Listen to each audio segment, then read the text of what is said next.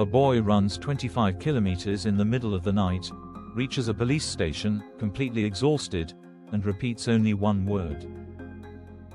Vampires. No one believes him. The next day, he disappears, along with the officer who decides to help him. This is not a legend.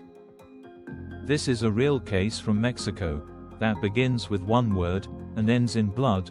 On May 30, 1963, 14-year-old Sebastian Guerrero walks into a police station in Villagrán, in the state of Tamaulipas, Mexico. He has run nearly 25 kilometers from the small village of La Yerba Buena. The boy is in shock, exhausted, barely breathing. He repeats only one word: vampires. He cannot explain. He cannot form a sentence. The officers smile. They think he is confused, that maybe he has taken something. That same night, he stays at the station. The next morning, Officer Luis Martinez decides to take him back to the village. It is the last time they are seen alive. What begins as the strange story of a terrified child turns into one of the most shocking criminal cases in Mexico during the 1960s. It all starts months earlier. At the end of 1962, two men arrive in La Yerba Buena. The brothers Santos and Cayetano Hernandez. Criminals. Manipulators. They present themselves as prophets. They claim to be chosen by ancient gods who will reveal a hidden treasure. But for a price. The village is poor, isolated, uneducated. The people believe them. A cult quickly forms. The villagers begin giving money, food, obedience. The caves in the area are turned into sacred places. But that is not all. The demands become darker, more dangerous. People are forced to take part in intimate rituals under the pretense of purification. Slowly, control tightens. Drugs spread through the community. Minds become clouded. Fear begins to replace faith. But the promised treasure never comes. And questions begin. Cornered, the brothers come up with a new plan. They bring in a woman. Her name is Magdalena Solis. She is introduced as the embodiment of an ancient goddess. A woman who will bring wealth, hope, salvation. But the truth is different. Magdalena gradually takes control. And something in her changes. She begins to believe she truly is a deity. Her demands become more brutal, more merciless. The cult crosses the line. Sacrifices begin.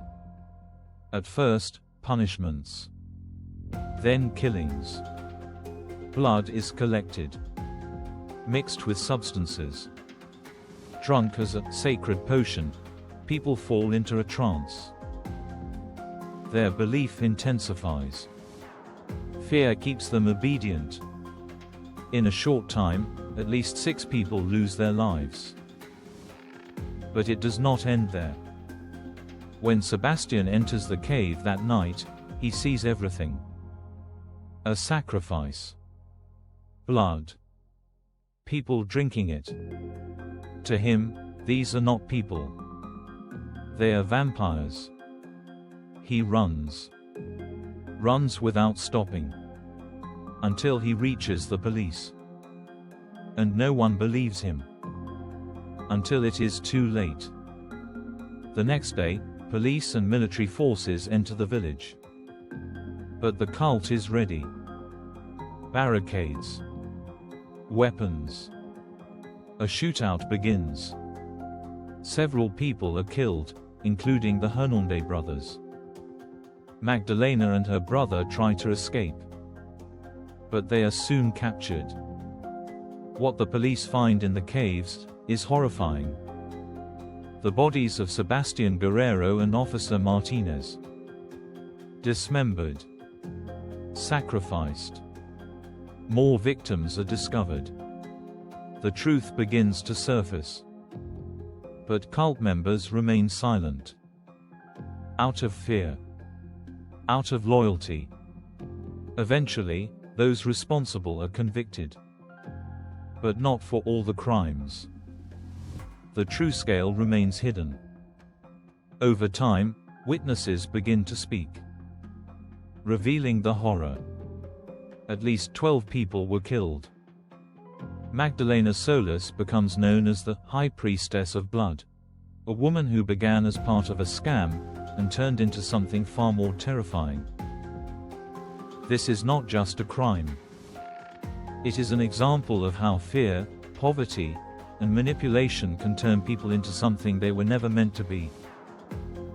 And how one lie can become a nightmare. Sebastian Guerrero ran 25 kilometers to warn the world. But no one listened in time. His story remains a warning that sometimes the truth sounds so unbelievable, people simply refuse to believe it.